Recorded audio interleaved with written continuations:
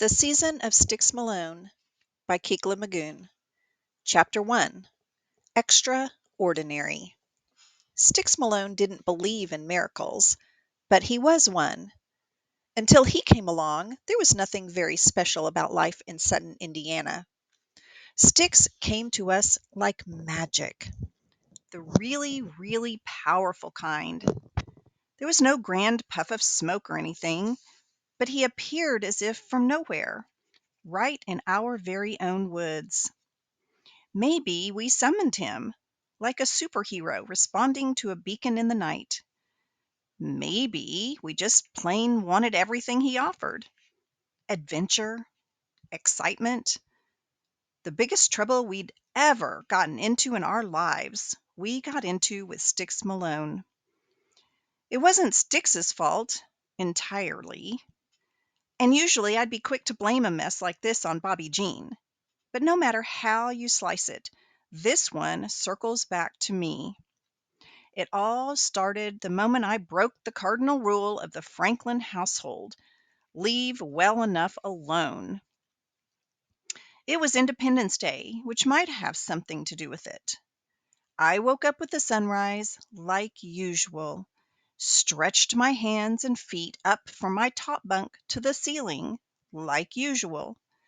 I touched each of the familiar pictures taped there: the Grand Canyon, the Milky Way, Victoria Falls, Table Mountain.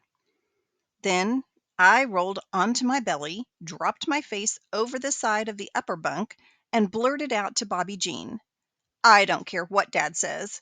I don't want to be ordinary." "What?" he said. I knew he was awake. His eyes were open and blinking up at me. He had his covers pushed down and his socks balled up in his fist. He must have heard me. "I said, I don't want to be ordinary. I want to be the other thing." "What other thing?" Bobby Jean said. I rolled onto my back. Never mind. I didn't really know what I meant, but it was on my mind because of what happened last night at dinner time. Dad got home from his shift at the factory around 6, which was normal.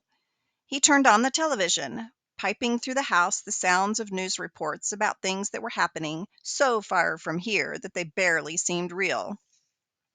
The reporters were always blabbing on about economics and politics and the constant breaking news. But every once in a while, I would see something that made me want to reach through the screen and touch it, like to get closer to it or to make it a little bit real. There was a story about dolphins one time, and a feature about a group of kids who sailed a boat around the world. Special things, things you'd never find in Sutton. The problem was, Dad was always talking about us being ordinary folks, about how ordinary folks like this and ordinary folks need that. He usually said all this to the TV, but our house isn't that big, and his voice is pretty loud, so you can always hear him. Ordinary folks just need to be able to fill the gas tank without it breaking them. Ordinary folks go to church on Sundays. Ordinary folks don't care who you've been stepping out with, just pass the dang laws. A lot of times he said it more colorful than that, but I'm not allowed to repeat that kind of language. That night in particular, he was getting all hot and bothered, as Mom would say. He was ranting at the TV, and Bobby Jean and I were playing Battleship behind the couch. Sneaking back there was a tight fit for us, but we needed to practice undercover operations. Our ongoing spy game was the best thing we'd come up with for summer entertainment thus far. If I could sink deep enough into the game, it felt like I could take on the whole world.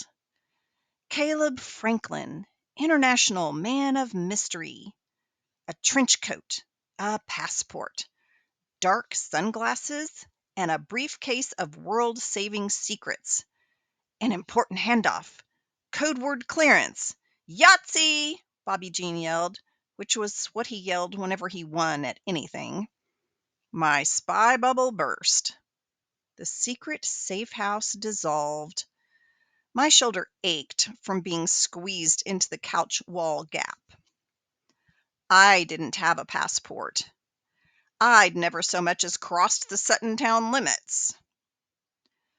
When the news went to commercial, the ad jingle was a piece of classical music.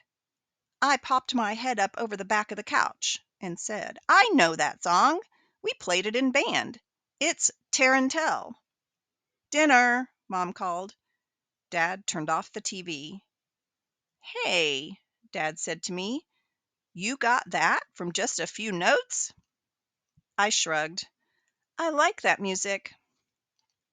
"That's because you're extraordinary," Dad said, patting my shoulder. "Let's eat." My heart plummeted. I knew Dad thought he was paying me a compliment, since he loves to have ordinary this and ordinary that. Still, my heart sank. Extraordinary? Like so plain and normal that it was something to be proud of? I hated this. Hated, hated, hated it.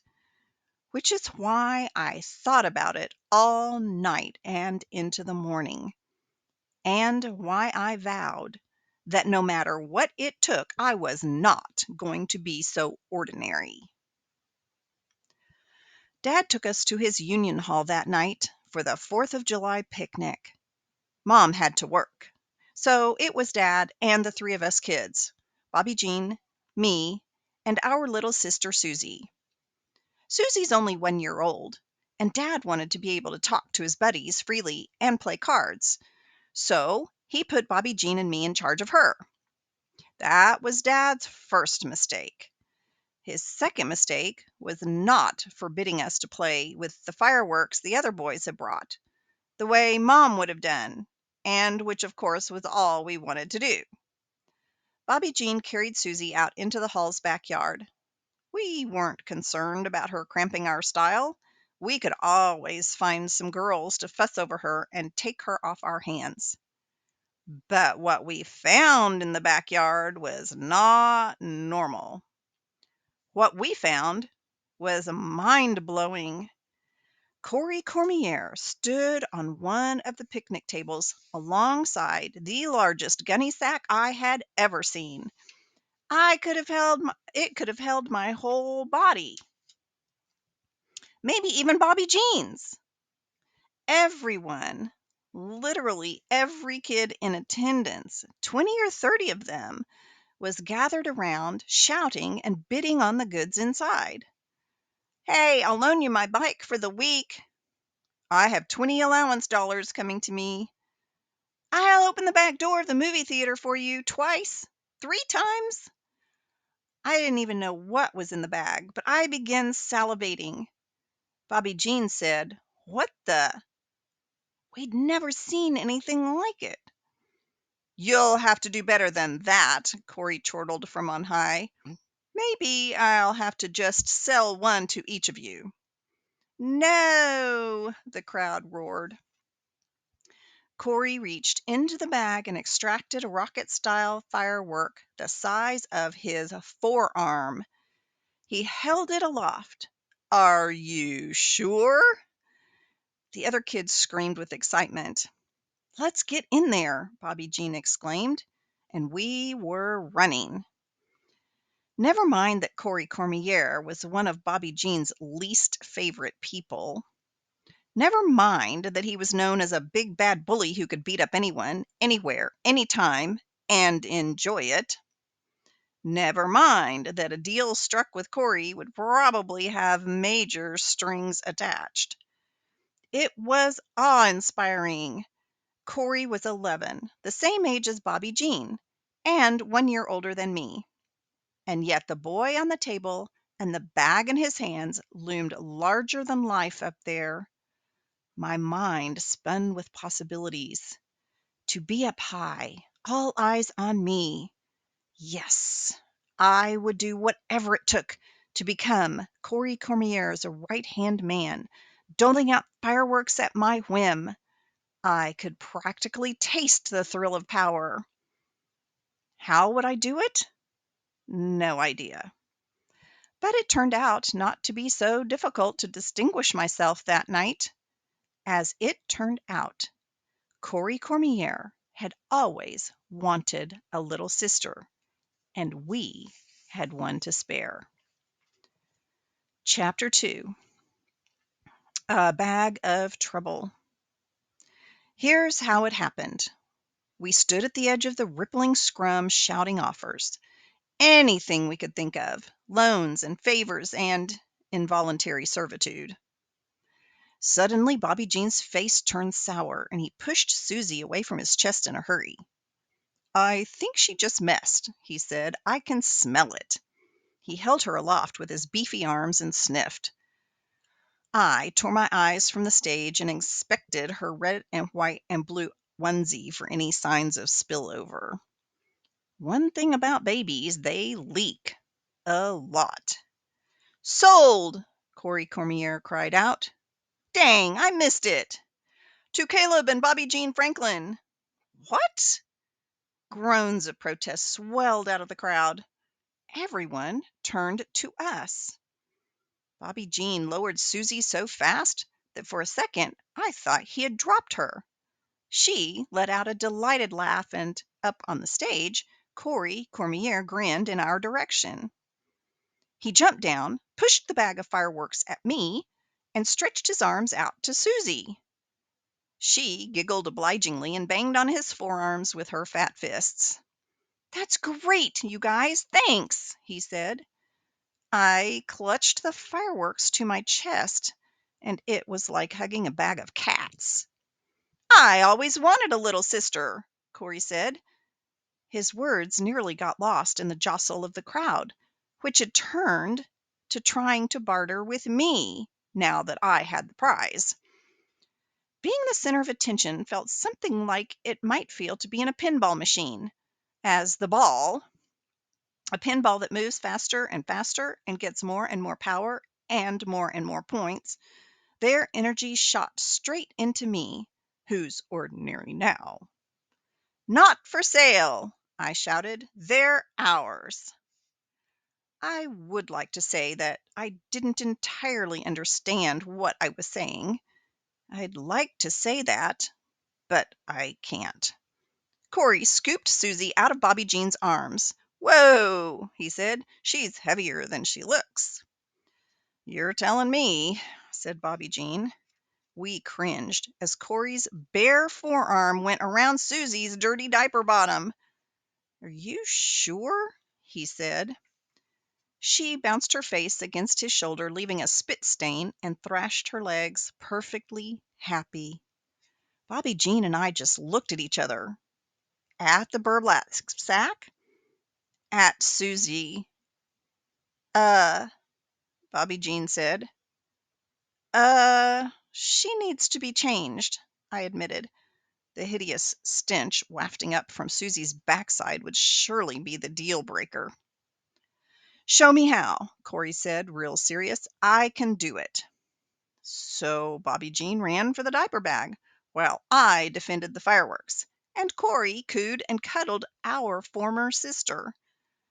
It seemed like a fair trade, the more I thought about it. One loud, explosive mess for another. Dad was in a tight mood by the end of the evening. This was to be expected. Bobby Jean and I always had more fun at the hall than he did. Through the sliding door he called out, "Bobby Jean, Caleb," and then went to wait on the front porch. When we came out, Bobby Jean was carrying the gunny sack, which could easily have been Susie all wrapped up in a blanket or something. Of course, we didn't come to the hall with a blanket, but that's the kind of detail Mom would notice, not Dad. "You ready?" he said. "Yes, sir." Dad seemed chill on the surface as he waved goodbye to a few guys on the porch. We knew better. Underneath, he was all distracted and angry, his head full of other people's politics and a lot of biting his tongue. We trailed behind him on the walk home, lugging the gunny sack and trading it off between us. But Dad stared at the ground. Going to the hall was like a job to Dad, a job he hated. "The more they see of us, the more they'll know we're just like them," he'd say if we asked, which we didn't anymore. It was his way of keeping us safe, Mom explained, which didn't make a whole lot of sense. When we got to the house, Dad flipped on the TV. He turned to the channel that told the news the way he liked to hear it, and over his shoulder he said, "Put Susie in the crib, okay?" Uh, sure, we said. Then we ran to our room and examined each and every firework. Soon we heard Mom's car in the driveway. Bobby Jean and I looked at each other, and right about then, we both got a real bad feeling in our stomachs. We shoved the rockets into the bag and the bag under the bed and got the edges of Bobby Jean's comforter pulled down just in the nick of time. Our bedroom door banged open. "Where is your sister?"